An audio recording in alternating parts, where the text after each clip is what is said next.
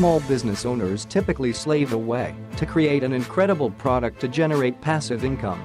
After online business owners spend time cultivating a following and building a blog, it's time to launch the product.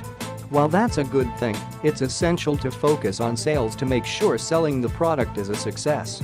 How does a person utilize the right marketing strategies and incorporate them into a sales funnel to create sales? Hang out with us during our next free webinar training to learn some tips on how to fill a sales funnel, and for now, check out these fantastic tips.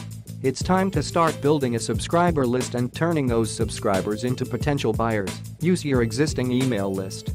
If you have a current email list, then you're in luck. Because Blogging Wizard says you need an email list to have a better chance at selling your products. Since most of the people who land on your website typically won't buy something right away, it's up to you to get them to subscribe before sending out your campaign emails. In preparation for your product launch, it's a good idea to build an email list of interested people who you can eventually sell to. Why? Because about 95% of people who land on your website aren't thinking of buying. So all the efforts you put into your sales page, sidebar ads or call to actions won't be as effective. Instead, a much higher conversion opportunity lies in your email list. In fact, you can have up to a 4,300% ROI strictly from your email list. That's why it's important to build your list early, before your product launch. But don't get the illusion that once people are on your list they will automatically want to buy what you have to sell. Part of cultivating a list is to create warm leads. And a very effective method is to use a lead magnet that is highly specific and valuable to your buyer persona. By understanding your buyer persona, you can develop a lead magnet that will resonate with them and increase the likelihood that they will hand over their email address in exchange for your free incentive.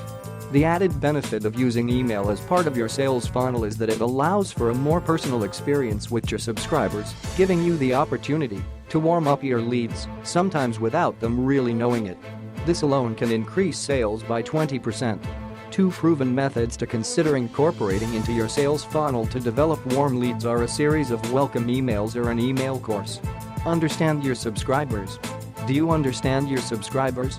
Full funnel emphasizes how important it is to know your subscribers so you can learn what their patterns, likes, and dislikes are. The more you understand about the audience you're selling to, the easier it'll be to create a product they'll want to buy. Not all leads act the same. However, over time, it is likely that you'll notice that leads from the same demand channel or source exhibit similar behaviors. For example, leads from paid search typically have higher buyer intent than other digital channels and will move through the sales funnel more quickly than others. On the other end of the spectrum, a prospect that is sourced through cold outreach will almost always take longer to move through the funnel. The key to understanding these channels and their behavior within the sales funnel is to have a constant and consistent form of lead qualification and data recording within the CRM. By ensuring that all leads pass through the same qualification process, you'll be able to reduce variables that impact lead quality and funnel velocity, or how quickly a lead moves through the funnel. Accurate data recording will also make it possible to draw conclusions about specific channels. For example, if your sales team is consistently noting that leads from organic search take longer to progress, they'll be able to properly manage both internal and external expectations when working a deal from that specific source. Leverage social media channels. Another way to fill your sales funnel is by leveraging your social media channels. Impact says there is a lot of power in social media, and to take advantage of that power you should use your channels to connect with an audience and get them to learn more about your brand. That'll help you get more sales in the future. The power of social media is real. As a salesperson, you can leverage this power by creating your own profile and building a presence. Similar to lead nurturing emails, the key to establishing a strong social presence is to share relevant and timely resources. For instance, maybe you saw a story in the news your network would find interesting, or you recently wrote a blog post summarizing key takeaways from an industry conference you attended.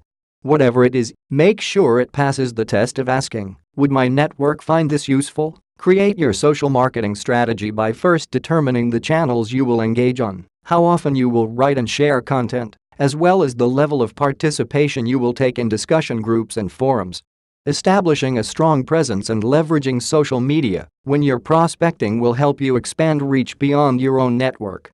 The mere act of sharing on a public scale helps associate you and your company with expertise and thought leadership, making it much easier to gain trust when prospecting. The bottom line, using social media to stay top of mind to your buyers increases your chances of getting a seat at the table when the buyer is ready to explore a solution like yours. Create a mini course. After you have an active subscriber list and have a product or two lined up, Blogging Wizard recommends setting up a mini course.